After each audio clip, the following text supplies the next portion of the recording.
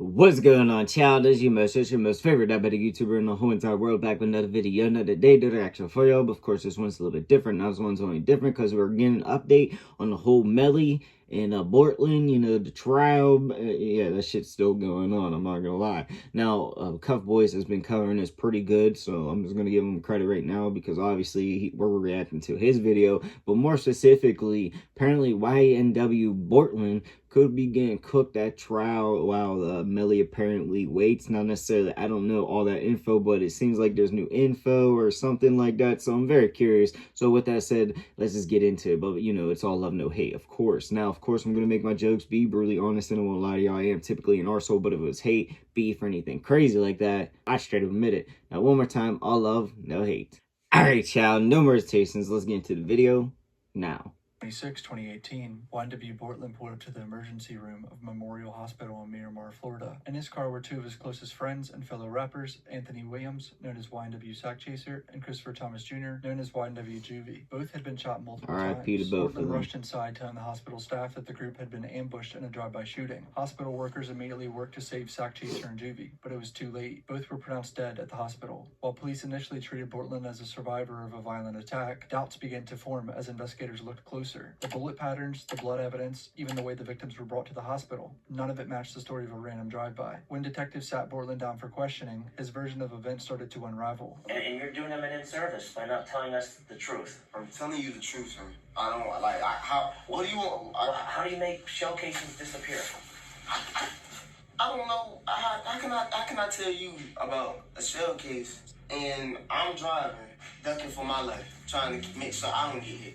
It's valid though. You telling me about shit. I don't know. You know what I'm saying? I'm trying to make sure I don't get hit. I'm driving. I'm trying to make sure I don't get hit. You know what I'm saying? What I'm gonna be worried about? You know what I'm saying? I know it's not for you to worry about. Shit crazy, bro. But if you tell me it happened there, there's got to be some evidence there.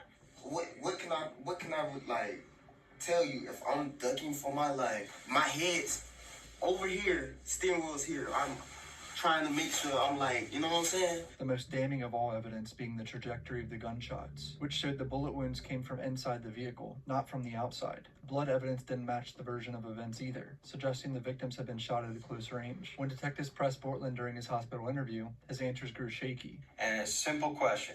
If you knew who did this, okay?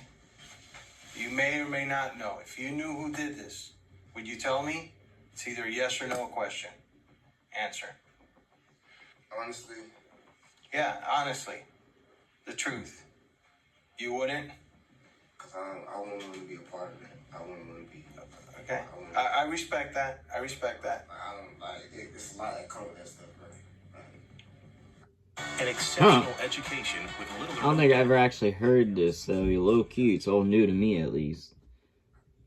He repeated the drive-by story, but couldn't provide consistent details about the supposed attackers. To the police, it was clear. This wasn't a random shooting. Something darker had happened that night. It wasn't until investigators traced the steps of Bortlen and figured out they were at the studio that night. The studio footage tells all. It shows a whole new person going into the back seat. The person being YNW Melly. A lot of people didn't know this, but Bortlen was supposed to go to trial with Melly on September 10th. Then Melly's trial got pushed back, and everyone, including myself, just kind of predicted that that trial was also going to get pushed back too. Well, it turns out that's not the case. Joint state and defense motion to stay July 15th, 2024 order, setting trial for September 10th. This is a motion with the state attorneys and Bortlen's lawyer, so you know it's serious. So comes now defendant Cortland Henry, bind through his undersigned counsel in the state of Florida, bind through undersigned assistant state attorneys, moves this honorable court to stay the trial proceedings. So they want this shit to be paused. Both sides do, defense and state. This defendant is charged by indictment and information with murder in the first degree, accessory after the fact to murder in the first degree, tampering with a witness in a capital felony, directing the activities of a gang, solicitation to commit tampering. Florida's gang enhancement statute under blah blah blah is also charged. That is a whole big list. Co-defendant Jamal Demons filed numerous motions, which included 13 motions to suppress and a motion to eliminate regarding a promotional video. Those 13 motions to suppress were heard by Honorable Judge Murphy on November 20th, 2023 and November 21st, 2023.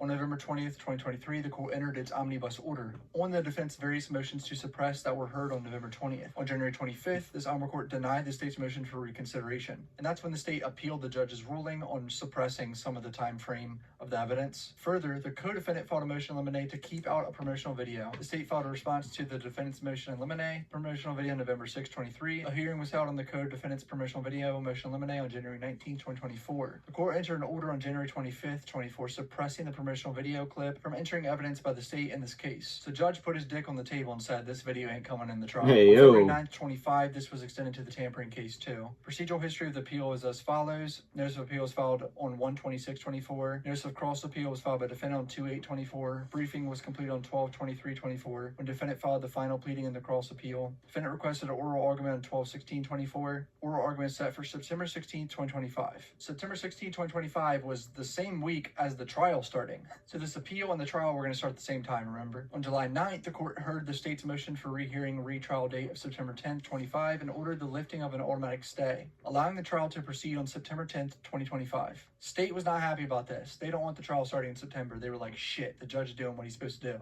We want to keep pushing this back. This is bullshit. I'm just kidding. I get there's a whole appeal. Another court has to deal with the appeal first before this trial can start. I understand that. On July 31st, the 4th District Court of Appeals issued an order staying all trial court proceedings until a mandate is issued. It is the position of both the state and defense that by operation of law, defendant Cortland Henry's case are also stayed. And this is where the judge put his dick on the table again. On August 7th, the judge severed Bortlen from Melly, which means Bortlen's trial can continue without Melly's whole appeal shit going on. The state requested this court sign an order that over the objection of both parties, the co-defendants were being severed. However, this court refused to sign an order. Despite the court's refusal to sign an order, the continued denial to stay the case and continued the trial of Mr. Henry to occur with Mr. Demmons operates as a de facto severance of the co-defense by this court. An appeal by the state from a pretrial order shall stay the case against each defendant upon whose application the order was made until the appeal is determined.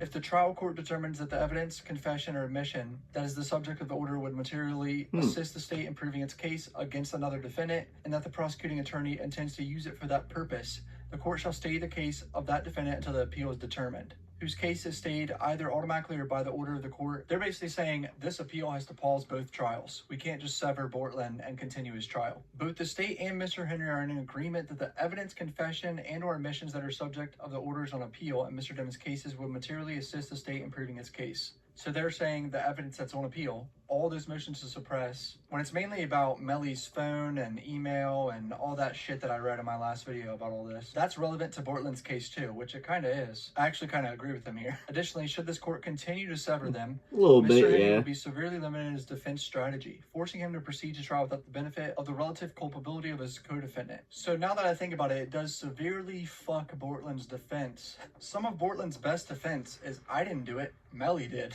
I mean, Melly's lawyers literally did that in the first trial to Bortlen. They were going back on Bortlen. If Melly's case is separate, the jury in Bortlen's trial won't be weighing Melly's guilt. They'll be weighing Bortlen's guilt. So he can't shift the blame to Melly. Without Melly's culpability, it's essentially a trial with Bortlen's hand tied behind his back. He's got one fucking arm. The state would be prejudiced. The state would be prejudiced in that if the state were to secure a conviction, any appeal would be jeopardized. As surely Mr. Henry's first argument on appeal would be his court severance on its own accord. They could also be trying to do some finessing here as well, but you never know. The state or a defendant. Nowhere does the rule permit a court to sever co-defendants on its own accord. To do so, notably over the objection of both parties, would clearly be an abuse of discretion. Damn. They're calling out the judge, hey bro, you're not even allowed to do this shit, Judge Fine. Both the state and defense hereby seek this honorable court issue an order staying the trial proceedings in both Mr. Henry's cases, pending final disposition of state's appeal on Mr. Demmons' cases. I just read those 3 pages, right? They did all that. The judge just said, no, denied.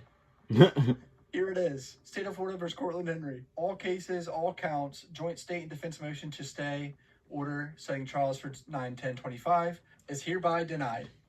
So he got his sooner. Bro, Judge Fine does not give a shit. This is just bad because if Bortlen's convicted, he's going to appeal it. And then that whole process starts. Comment down below what you guys think. Hit subscribe.